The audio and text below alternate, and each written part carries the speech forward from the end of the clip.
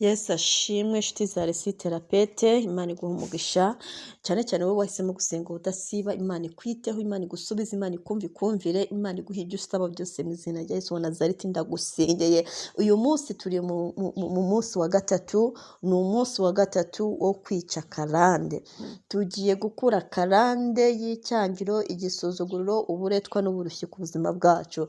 Izo ni karande zaturutse kubo tukomokaho, ariko kandi nk'uko maze iminsi mbibabwira, zishobora no guturuka kuri wowe ubwawe, zishobora no guturuka ku byaha ukora, zishobora no guturuka ku madecision ufata. Ikirere cyacu gikoze ku buryo ikintu cyose ushyizemo gifatamo kigakura, kikarema ikindi kintu gisa nka cya kindi washyizemo. Iyo ubibye imbuto mbi muri ino si, irakugarukira igahinduka karande, ikazagaruka n'abana bawe. Iyo rero utarayirandura, iyo rero utarayikuraho, ugayisabira imbabazi, ukabwira Imana ngo iki kintu nashyize muri ino si kirandura, ukikure ku buzima bwanjye, uba ugifitiye karande kuri wowe kandi izakurikirana n'abana bawe. Uyu munsi rero uribaza ngo ese icyangiro nakibiba gute? Icyangiro cyanzaho gute?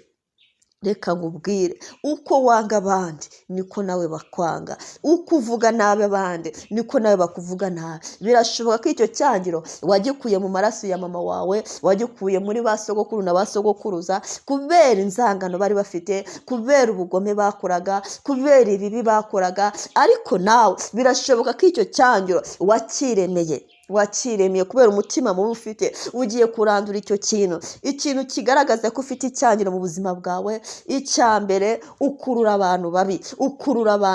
Ugenda iyo uhuye n'umuntu ku nshuro ya mbere, umubona ari umuntu mwiza, ukamukekaho ko ari umuntu wo kwizerwa, ukamukekaho ko ari umuntu wagufasha, ariko nyuma y'igihe ukaza kubona ni wa muntu ugushyize mu kaga, ni wa muntu ukugambaniye, ni wa muntu ukumenera amabanga, ni wa muntu ugukomeretsa, ni wa muntu waje kugira ngo umutima wawe ubabare. Icyo gihe ukurura abantu babi. Icyo gihe abantu barakwanga, isi ikakwanga, amafaranga akakwanga, ubutunzi bugakwanga, ukabona ibintu byose byakwanze. Ukibaza si ibi bintu ni ibiki? Bishoboka kuba ari karande zo mu miryango y'iwanyu, ariko birashoboka kuba ari na karande wishyizeho. Ibyo byose urabyanga uyu munsi wa none, ubyikureho, wikureho icyo cyangiro mu izina rya Yesu. Igisuzuguriro ni igihe uba uri umuntu w'umugabo, ni igihe uri umuntu wize, ni igihe uba uri umuntu wakagombye guhabwa ijambo muri sosiyete, ariko ugashiduka abantu bagusuzugura n'itirema. Aho ugiye gukora ku kazi, umukoresha wawe baragusuzugura, abo mukorana baragusuzugura, nta jambo ufite, uwo mubana ntaguha valeri, abo muturanye ubona valeri barayikwambuye,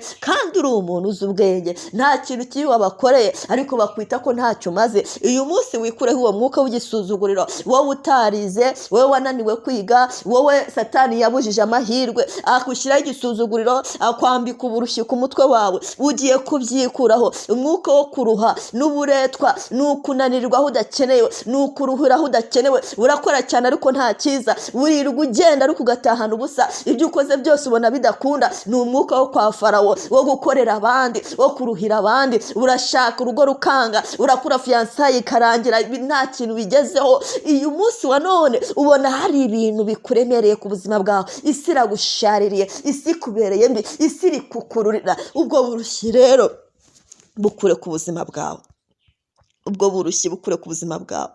Ugiye gusenga Imana uyu munsi wa none ihindure uwo murunga, ucike, ayo maraso aruha kuvemo, ayo maraso mabi y'igisuzuguriro kuvemo, icyo cyangiro kikuvemo. Birashoboka ko unagifite cyaraturutse mu barozi, ariko nacyo urakikuraho mu izina rya Yesu. Fatanya nanjye gusenga, uvuge, usubiremo aya magambo, uvuge ngo Uwiteka Imana Nyiringabo, ndabizi neza ko nkunda, uri umwami w'urukundo, uri Imana ifite urukundo. Muri ADN yawe harimo urukundo, mu maraso yawe harimo urukundo, mu buntu bwawe harimo urukundo. Ni nayo mpamvu nihuje nawe, ndakwisunze Yesu mukunzi, nkwiziritseho nonaha, wowe mwami w'urukundo, nkwishizeho nonaha, kugira ngo sibanganye icyangiro cyose cyaba kiri ku buzima bwanjye. Umwuka w'icyangiro wangendagaho mu izina rya Yesu ndawikuyeho, ndawuhakanye mu izina rya Yesu. Umwuka waturutse mu muryango, waturutse kwa ba mama, kwa papa, kwa sogokuru, kwa nyogokuru, kwa nyogokuruza no kwa sogokuruza, uwo mwuka ndawuciye, ntuzongere kunkurikirana, ndawihakanye mu izina rya Yesu. Niwuje n'umwami w'igikundiro ari we Kristo Yesu wa Nazareti. Umwuka wose w'igisuzuguriro watumaga abantu bansuzugura, watumaga abantu batama valeri, watumaga abantu mvuga ntibanyumve, watumaga abantu batamenya ko ndi umwana w'Imana, aho waturutse hose mu izina rya Yesu wa Nazareti ndawuhakanye, ndawikujeho amaraso ya Yesu, ndawihanaguje amaraso ya Yesu wa Nazareti. Nishize muri Kristo ahaba icyubahiro. Muri Kristo Yesu turi abami n'abamikazi, muri Kristo Yesu turi abatware, ntabwo turi imbata, ntabwo turi abaretwa. Mu izina rya Yesu turawanze umwuka rero w'uburetwa, umwuka w'uburushyi mu izina rya Yesu ndetse n'igisuzuguriro ndabiciye mu muryango wanjye, ntabwo bizakurikirana abana banjye. Nanjye amaraso ya Yesu abinkuyeho, ubundi imbohore, sindi imbata y'amateka, sindi imbata y'ibyaha abandi bakoze, kandi nanjye ibyaha byanjye Yesu yarabimbabariye, ibicumuro byanjye Yesu yabinkuyeho, ibyo nakoze byantera uburushyi Yesu abimbabarire, ibyo nakoze byanshyiraho igisuzuguriro umwami wanjye Kristo abimbabarire, ibyo nakoze byanshyiraho uburetwa n'icyangiro umwami wanjye Kristo abimbabarire. None ahangaha bisibangane, kandi ibyo abandi bakoze ntibindeba, ndabihakanye.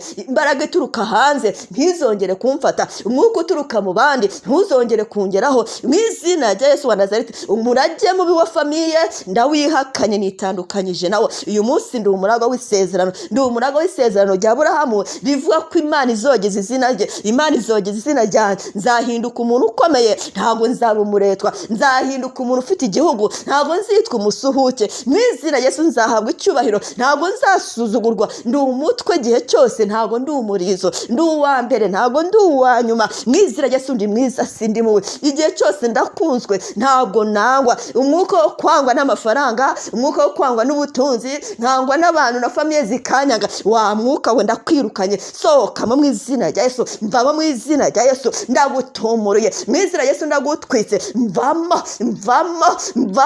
mu izina rya Yesu, ndaguhiritse kati kajina na Yesu menagurika mu izina rya Yesu. Wa kirere kibiwe, ikirere cy'icyangiro, ikirere cy'igisuzuguriro, ikirere cy'uburushyi n'uburetwa, mbavuyemo. Imana indemera ikindi kirere kirimo ubwiza bw'Imana, kirimo ineza y'Imana, kirimo cyubahiro cy'Imana, kirimo kwemerwa, kirimo kukiranuka, kirimo kuba umuntu w'ingenzi. Aho ngeze hose bame valere, aho ngeze hose bame ijambo, aho ngeze hose babone ko ndi umwana w'Imana, aho ngeze hose mbi umutwe. Iyo niwo murage wanjye, ndawugabanya mu maraso ya Yesu, ndawugabanya mu bwiza bw'Imana. Umurage wanjye wo kwemerwa aho ngeze hose ndawakire, umurage wanjye wo gukundwa n'amafaranga n'ibiza byose biri hano ku isi ndawakire. Erega ni uburenganzira bwanjye, naherewe ubuntu muri Kristo Yesu wa Nazareti. Urakoze Kristo kuko ungiriye neza, urakoze kuko uhinduye byose, urakoze kuko ntandukanyije n'amateka mabi, urakoze kuko ungiriye neza.